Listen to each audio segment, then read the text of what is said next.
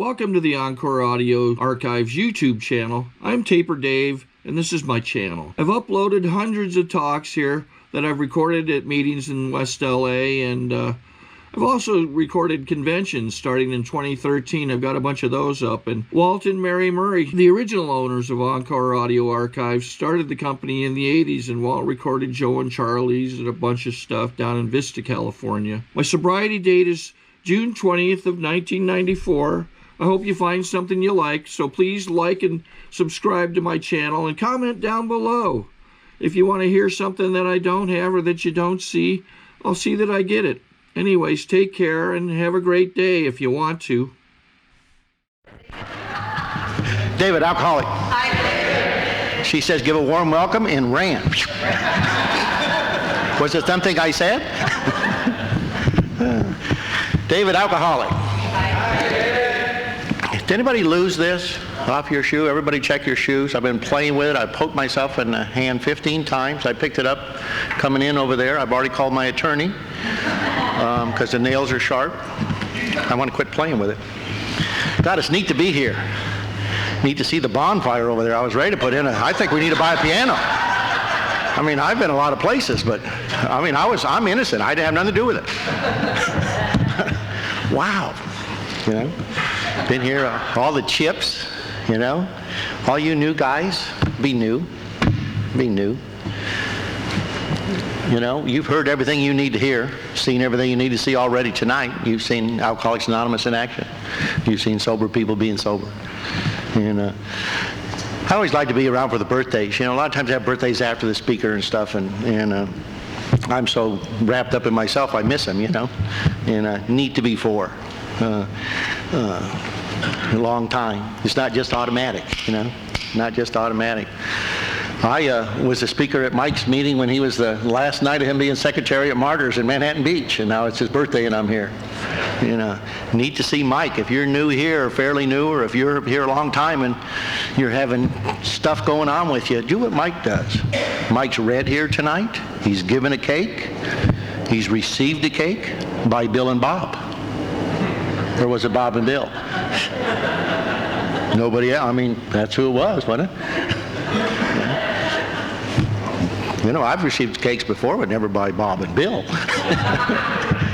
Yeah. And 16, sweet 16. How sweet it is, huh? 16. Lots of years. Not enough days yet, but lots of years, huh? Just got to get done one more day, huh? I love the guy, Tony. Where's Tony with 39 years? You can always tell somebody when they get up to the podium and they get a cup of coffee and light a cigarette and say, I don't have anything to say, and then they take a lot of time telling you nothing. Remember Tony's story about patience. Get up to the podium and talk about patience, and then spend as much time as you want up here, because we all got to have patience then, huh? I was hearing scuffling and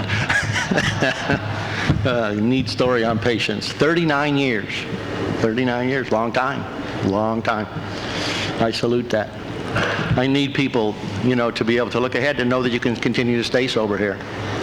I've had a weird week. Last week at this time I was in Catalina. We were in Catalina. My son was getting married, one of my sons. We had just left a wedding rehearsal. Rehearsals are always fun. Stand here, walk there, do this, do that, and nobody's in agreement. We had 20 people in the wedding party. I had 5 of my 7 kids there, 6 of my 7 grandkids there, all in the wedding. I'm the minister, married my son. It was kind of a neat time. And 150 people, you know, all in Catalina. And, you know, and most of them are having a good time.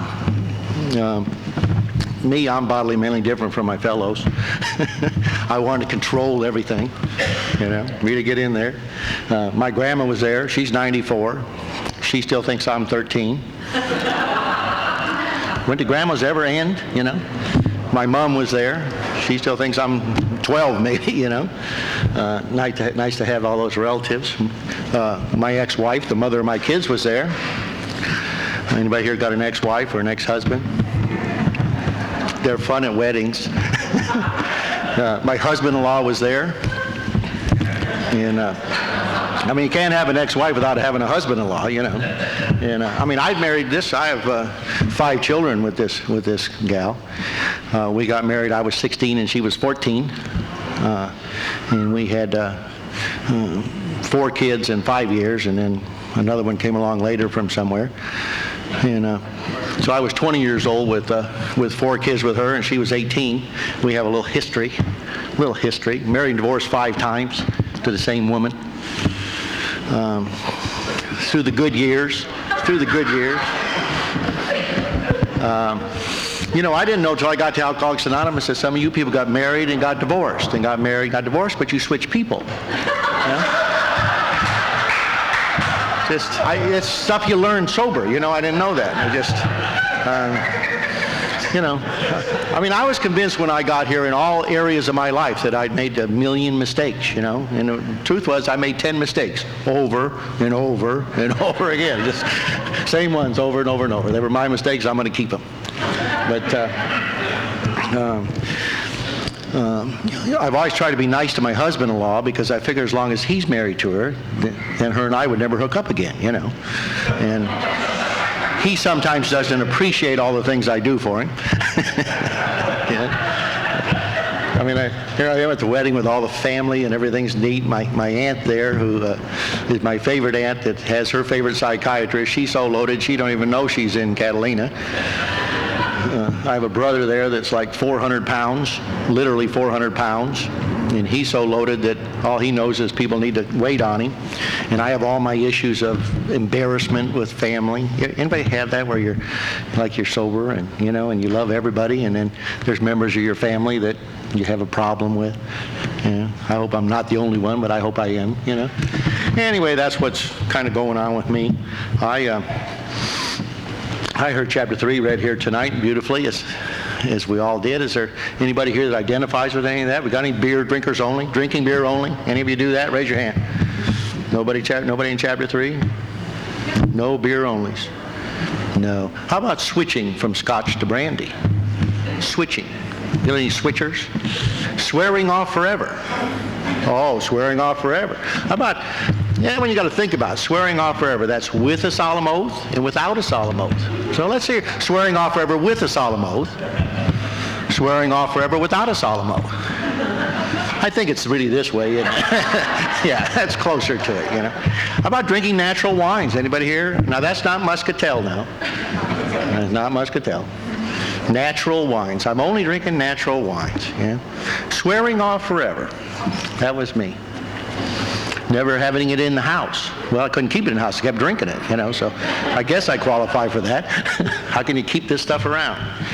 I first come to Alcoholics Anonymous in 1968. I had kidnapped a couple of my older sons from Redondo Beach, and I went to North Carolina, and I was working in North Carolina, a construction worker, and working along there. My sons had sent their mother a Christmas card, mother and her sisters a Christmas card with their address, and here they come from California, and it was Christmas of 1968, and here that woman found me one more time and brought the other kids, and there we was in Charlotte, and I had a good job making plenty of money, and everybody, if you haven't been down south, everybody sits on front porches down there. And so I went in Charlotte, and I rented me the biggest front porch in town. Had a 4-bedroom house attached to it on 3 acres right downtown where the governor lived. $450 a month, It was nice. And lived there, had my bar out on the front porch, and everything was fine with me. February 10th rolled around. We were back together again as a family. Everything was neat. Been together 4 or 5 weeks now, and February 10th is my belly button birthday. And the kids had a party planned. There we are one more time together. And I went off and got my cruise started. Everything was good with me. And, I stopped after work to have a quick one on the way home to my party. And I got home late for Easter dinner.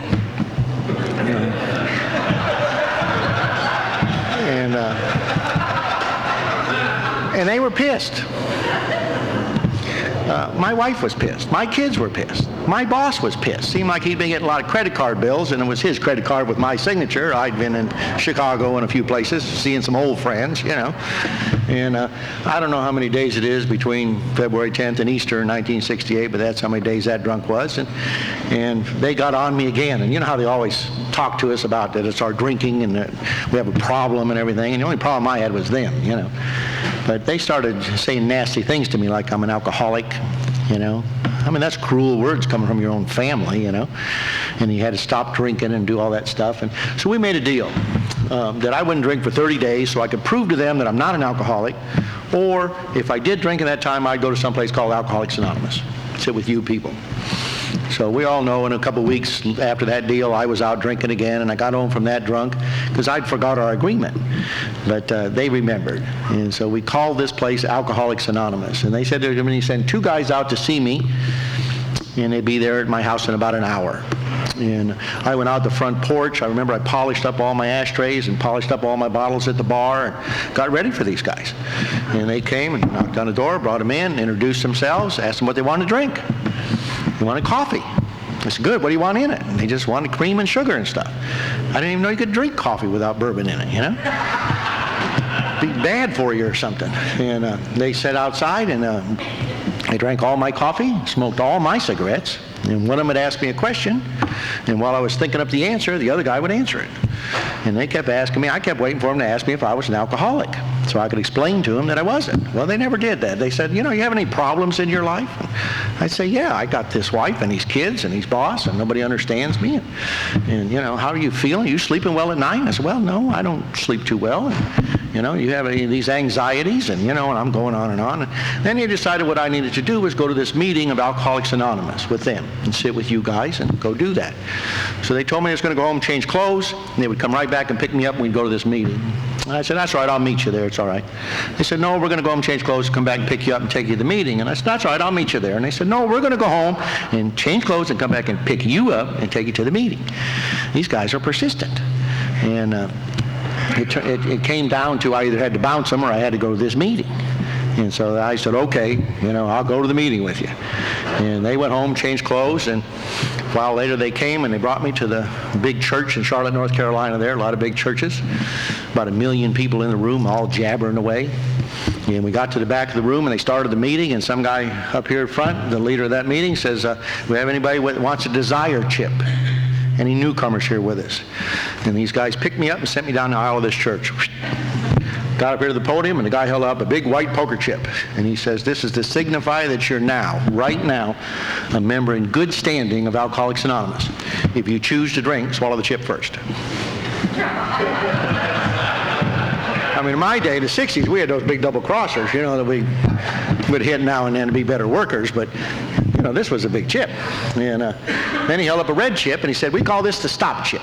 And if you don't drink for 90 days, you can earn this chip. And then I turned around and didn't say anything more. I went and sat down. I remember everybody looking at me and how embarrassed I would be, you know, if somebody in there knew me. And I see one of my neighbors. I had this neighbors in there. And if none of you have been down south or some of those areas, everybody has big lawns and they have riding lawnmowers. So I went and bought, you know, I had the porch. I had to go get a riding lawnmower to fit in. You know how we want to fit in?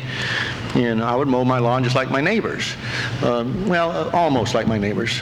My neighbors would mow theirs on Saturday mornings. I would mow mine when the mood hits, you know. And, I mean, it might be 2 or 3 o'clock in the morning, and you got to mow the lawn, you know. So you get a pint of CC, and you mow the lawn. And I'd ride my lawnmower. I kept getting arrested, you know. I mean, I come to Alcoholics Anonymous with all you axe murderers, and I'm getting arrested for mowing my lawn, you know. And that guy was in the meeting. The guy that kept calling the cops on me for mowing my lawn was sitting in the meeting. That explained him. Yeah. And a little later, they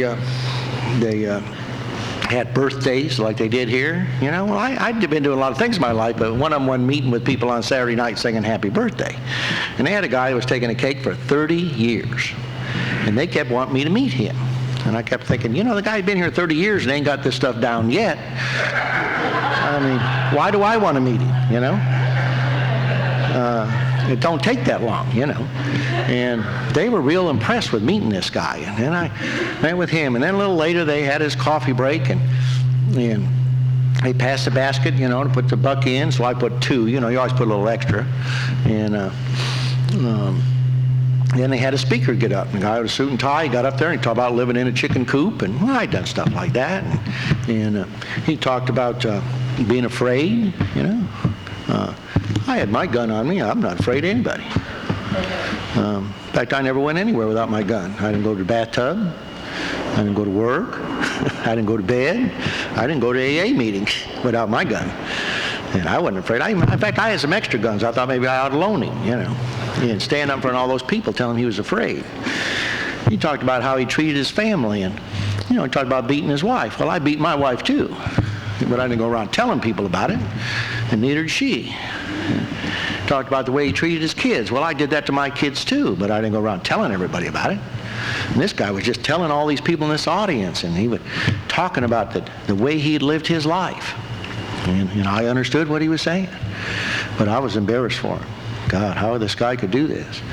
And then he'd talk about some things about being afraid, and some people in the audience would laugh, you know. I was thinking about popping a couple of them for him, just, you know, just to shut him up, because life wasn't funny for me. Life had lost its humor. I left that meeting. At the end of that night, these guys took me home, my first AA meeting, and told me they had lots of meetings we could go to, and gave me their phone numbers and their cards, and said they'd be glad to come pick me up. And everybody in my house was happy I'd went to AA, so I started the David Barge system of Alcoholics Anonymous. I went to a meeting every Tuesday and every Friday. They had some kind of steps they were working, but it had that G-O-D word, and I wasn't interested in that, so I didn't get involved in any of those steps. They had some kind of big book they were selling, but I already had a lot of books, so I didn't buy one of those. They had a deal there. The meetings would start at 8 and end at 9. And I found out for me that if you go to these meetings like a quarter to 8, 15, 20 minutes early, people come up to you and ask you personal questions. Hey, how are you? It ain't none of your business how I am. They always want to touch you and put their arms around you, and, you know, all that stuff. And I found out if you stayed to the end of the meeting, you're going to put a buck in the basket, and then they were going to say some kind of prayer, and some old guy was going to hold your hands. Well, I don't usually go around holding other men's hands. And I don't hold other men's hands in groups of other men saying prayers. It's not heavy on my list.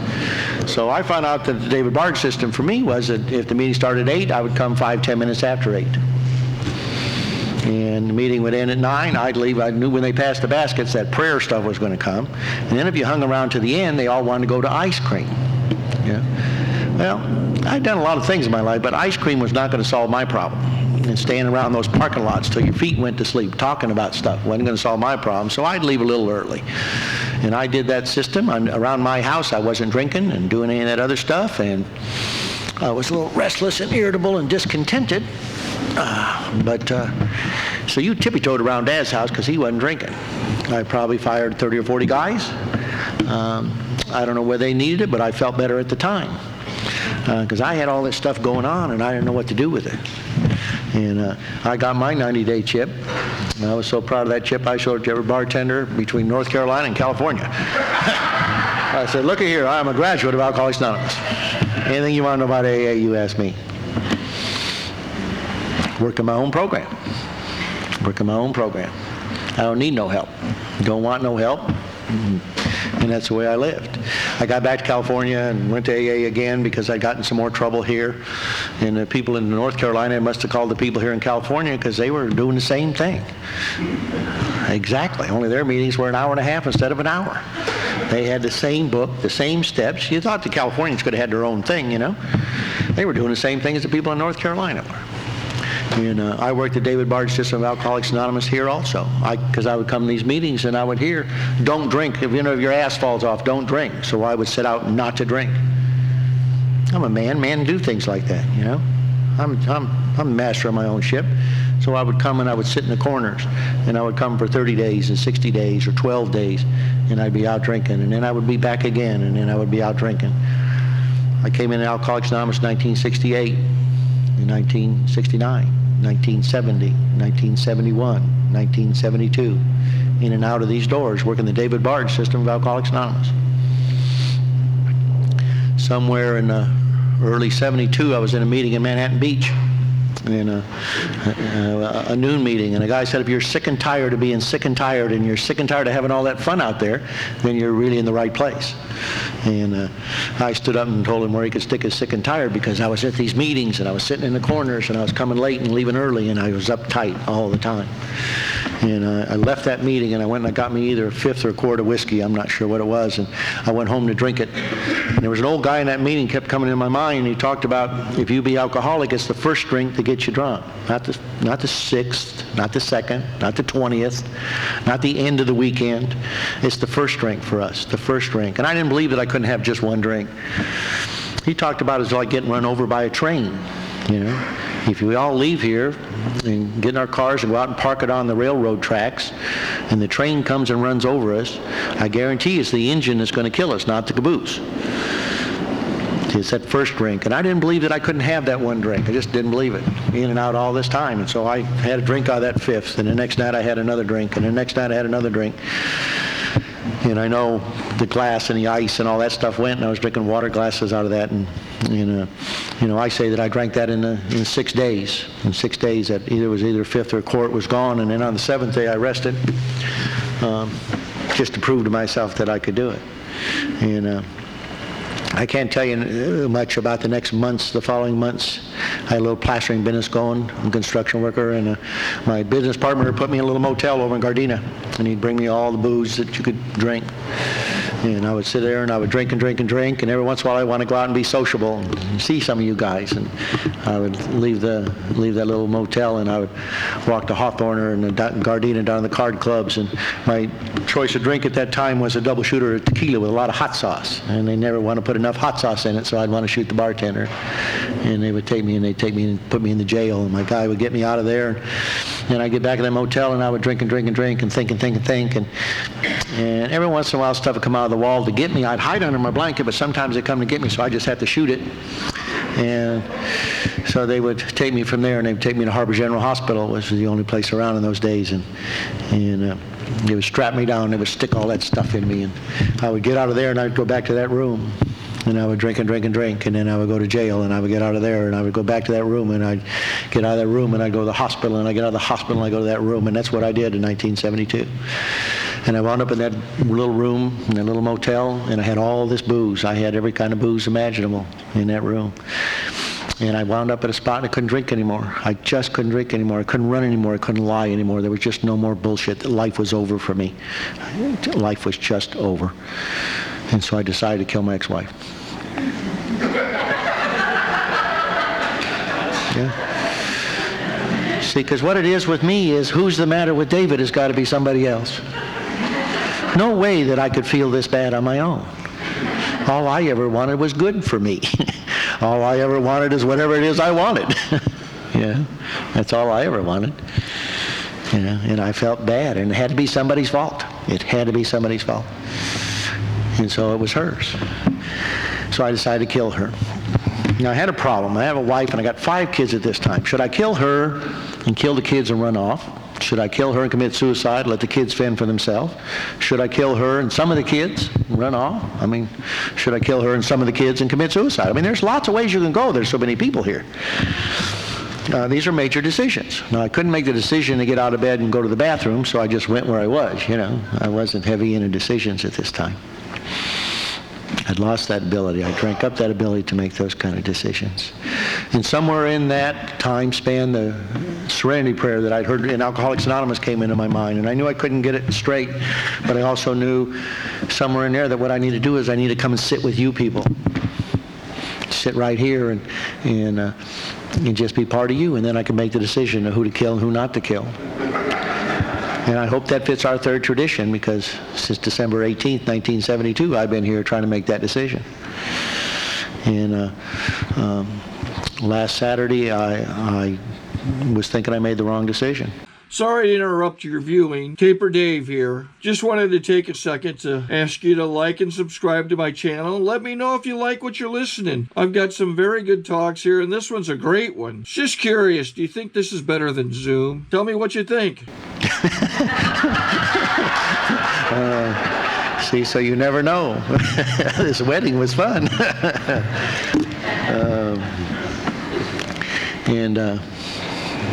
And I came to Alcoholics Anonymous. I don't know how many days it took me to get out of my room, and I came to be with you guys again, and I sat in the corner, and the first meeting I came to was a question and answer meeting. And people would write questions and put them in a basket, and I know one of the questions was that I've been here for 30 days or 60 days or 6 months or something. I can't remember the time. And I noticed that when I'm driving that I get these angry feelings are coming out of me. What should I do? And the answers from the podium and from the group was live and let live, and easy does it. And this too shall pass.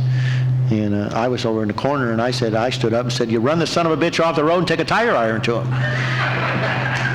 Which I thought was the correct answer. Okay?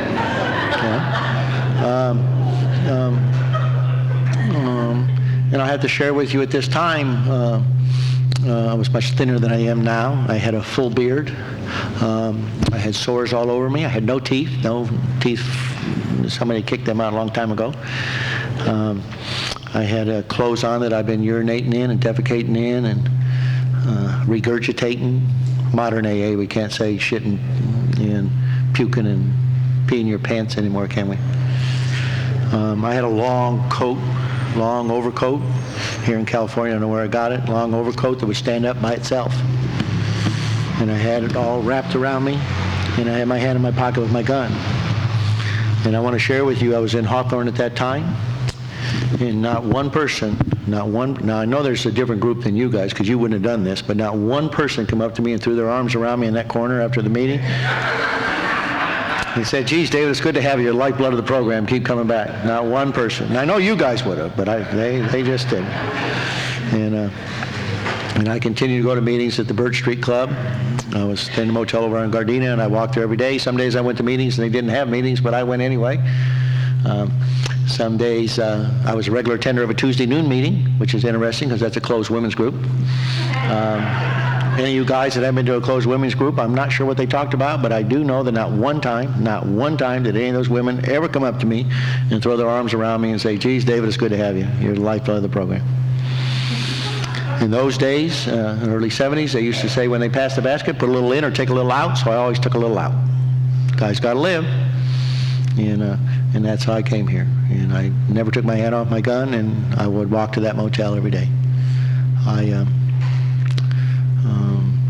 I was here sometime in early February, still dressed the same, acting the same.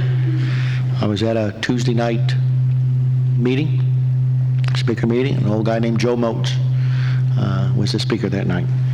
Little wino dude, and capture.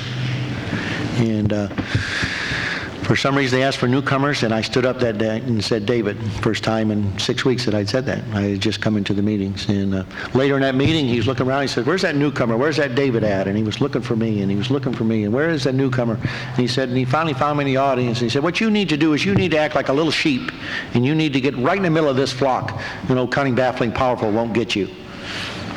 I almost blew his head off. Me act like a little sheep. I grew up on a hog ranch. I know what guys do to sheeps. I had my murder cycle in the Hells Angels and all that stuff that I'm not talking to you about. I know about sheeps, I know about people that act like little sheeps. And here's this guy telling me in front of everybody to act like a little sheep. And instead of shooting him, I started crying. Hard to be a tough guy. Have all those tough guy thoughts and have your gun and be crying in a group of people you don't even want to be with. But somehow Alcoholics Anonymous is more powerful than all my negativity. Any negativity I've ever had has been more powerful. And he got through to me. And I won't go through. Jay's not here, so I don't have to go on with that. I will. Later that night I was home. I left that meeting and there was a knock on my door. And I went to run out and jump out the bathroom window and split, because I had a little touch of paranoia going. And instead I looked out the door to see who it was. And it was this guy, this Joe Motes. I didn't know his name. Little wino guy, and he was standing in my front door at this motel. And I let him in. He said, how you doing? Us the newcomers were always doing okay, right? And I said, well, I'm having a hard time sleeping. He said, well, what you need to do is shut the radio off and the TV off and the lights off, and maybe you could go to sleep. Who the hell would have ever thought of that? I couldn't think of that by myself. I mean, just me with the lights off and the TV off and the radio off. I mean, wow. And he asked me what I was going to do with all that booze, because I'd been coming to these meetings every day, 7 days a week. Walking around the club, hanging out, going to meetings, wandering. Couldn't stop walking. And he'd seen me walking around there at midnight or 1 o'clock in the morning at that motel outside, and that's how he knew I was there. He was there on a 12-step call with another guy in another unit, and he asked what I was going to do with all that booze. I said, I don't know. I can't drink it and I can't throw it away. And he said, well, you need to decide what you're going to do with it. You're either in or out, you know. And we talked, and I said, I guess what we'll do is throw it away. And he asked me if he could help me, and I said, yeah. And we started pouring all the booze out, and it was okay till he went in the bathroom and got my hideout in the toilet tank, you know. I mean, the old timers, you can't tell them to throw all your booze away. They know where to hide it. They know where it is, you know. I mean, what is it? Who do we hide booze from when we live alone in a motel? You know, I never have figured it out. I mean, I wish I had the answer to that. Who was I hiding the fifth of whiskey from in the toilet tank? I don't know, but that's where it was. And he even got my hideout and poured it out, which broke my heart, you know. I mean, I'm in all the way, almost, you know. And he asked me about if I'd want to go and take a shower and get cleaned up. See, I'd been here all those days, and I'm wearing the same clothes, looking the same. I got here, and I hadn't bathed in months and months, and I was here for 5 or 6 weeks at that time, and I still hadn't bathed or changed clothes. And he told me to watch my room, this little flea-bitten room. Well, I took a shower, and for some reason, because this guy from Alcoholics Anonymous showed up in my room, showed up in my life, because one person who I didn't even know was interested in my life, and it appeared that he cared about me, which was scary. For some reason, I went and I got in that shower, and I took a shower, and I come out of there, and he changed the sheets on my bed. He went down to that guy that he was doing the 12-step call on, and got his clothes, and he had some clothes there for me to put on, and he took the clothes that I had and threw them in the trash, and he asked me if he could stay there, maybe I would sleep. And I got in my bed, and I went to sleep. And I woke up 20 or 22 hours later, literally the next day, and he was half asleep in the chair next to my bed. Little wino dude. Somebody I wouldn't give you 2 cents for. There for me. Alcoholics Anonymous at work. What do we do here? Yeah. I'm not much of a speaker or any of that stuff, but when I'm asked to do something in AA, I show up. How do I pay that back? What do I owe? You know? I'll share with you that I went to meetings after that, and some people didn't recognize me. I continued to steal the money out of the baskets.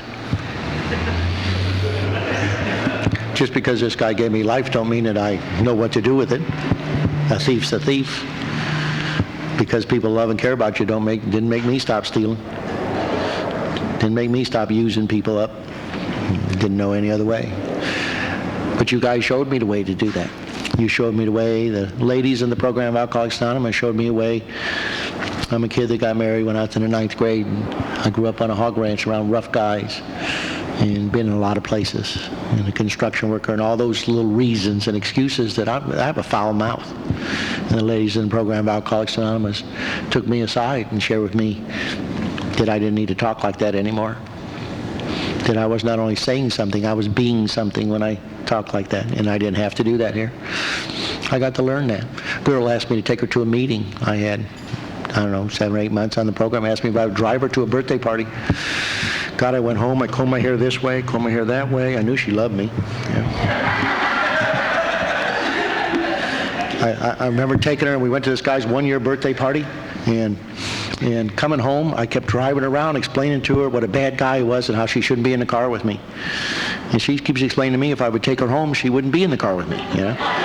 And see, but you got 7 or 8 months sober, you know, and you got this girl, and she's sober, and you're going to take her home, and you've been to the party, and it's Friday or Saturday night, and everything's nifty.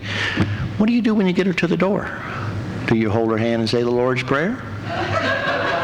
Do you trip her and jump on her? I mean, who knows how to do these things? The group I hung out in talked about that you picked up cups and ashtrays, and you picked up chairs, and that's one of the things you do to get sober. I went to a guy over at Birch Street, and I said, I'm going to take over the duties of washing the cups at this meeting. And he said, no, that's my commitment. And all I did is show him a gun. That's all I did. I never pulled it out on him or anything. And I just said, no, it's my commitment. And that's how I got to be the cup washer.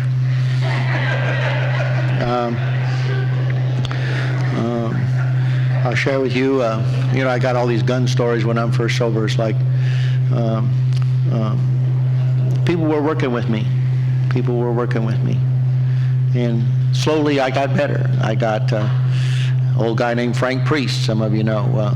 I'd stole a $5 from a meeting out of a basket, and I put it in another basket, going to take change for a 10 or a 20, and the guy next to me took the basket. And I went to Frank Priest at the time, who was sober 20-some years then, and explained to him how you people stole my money. And he put his arm around me like old-timers always do with newcomers, and explained that was probably God's will. I didn't even know God knew I was here.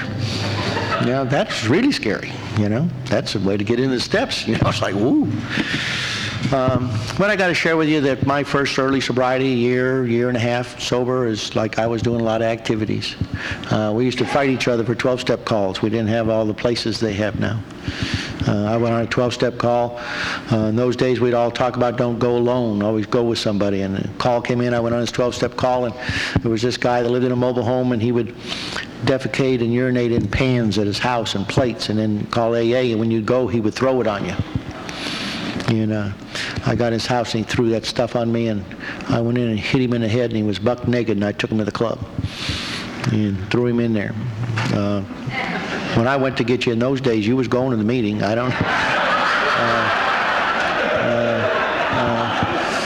I had a guy, I went over, and he had a rifle, a .22 rifle, and he kept pointing the rifle at me, and he kept pointing at his arm. He had a needle stuck in his arm. He was going to shoot me, and he was going to shoot his arm off. He was going to shoot me, and he was going to shoot his arm off. And finally, when he was going to shoot his arm off with this rifle, I grabbed him, took the rifle away from him, and I hit him in the head, and I got him down in the car, and he kept saying something, and I kept hitting him in the car, hitting him in the head again, and I got him over to the TLC club. He lived over there, and drug him in there, and he was all cut, and they were saying I got to take him down for stitches, and he was wanting to leave. And, I took him to the meeting to be with you guys. A couple old timers went out on a meeting when I had almost a year. One of them came back, and one of them had been very nice to me, and he came back and he had a heart attack, and he died that day. Sunday afternoon, I never will forget it. A guy named Fred. And I went up to that newcomer, and I put my gun right down his throat. And I said, if you ever drink, I will blow your head off. He has 24 years of continuous sobriety.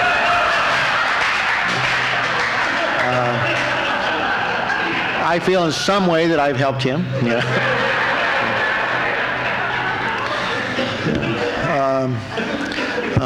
Through your love and your caring, I got where I didn't need the gun anymore. I didn't need the gun anymore, and I didn't need to do some stuff like that.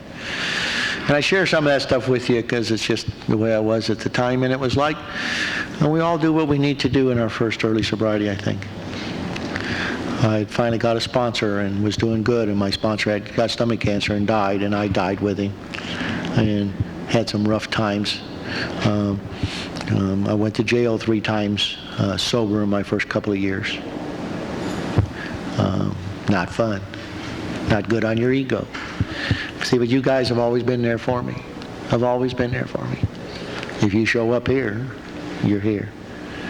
And it's like it's just. I think God gave me the grace through you guys that I could do some of that crazy stuff that I needed to do when I was first sober.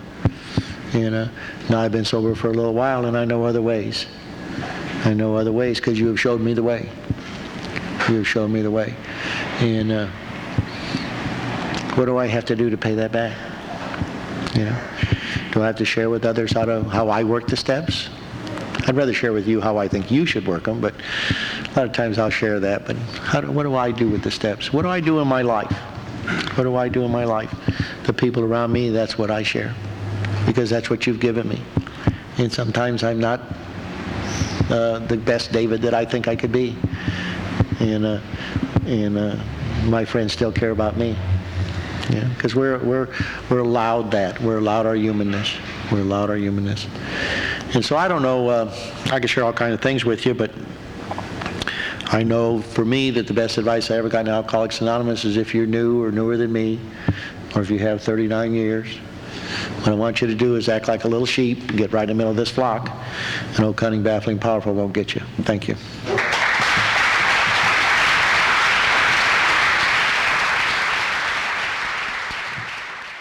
I think we got a great talk going on here. Thanks for watching the channel. Taper Dave here. Just curious, do you think this is better than Zoom? Okay, this is how I prepare my drone for launching.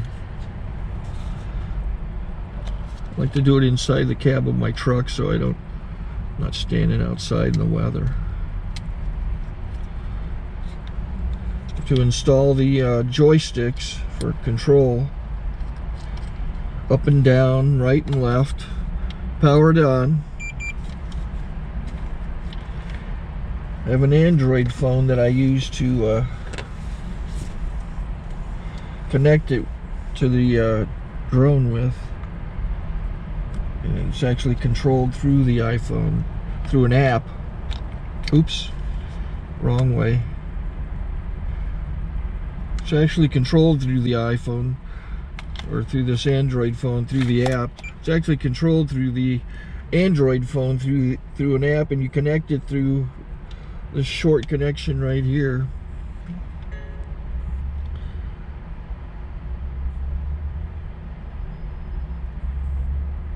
Remote control connected.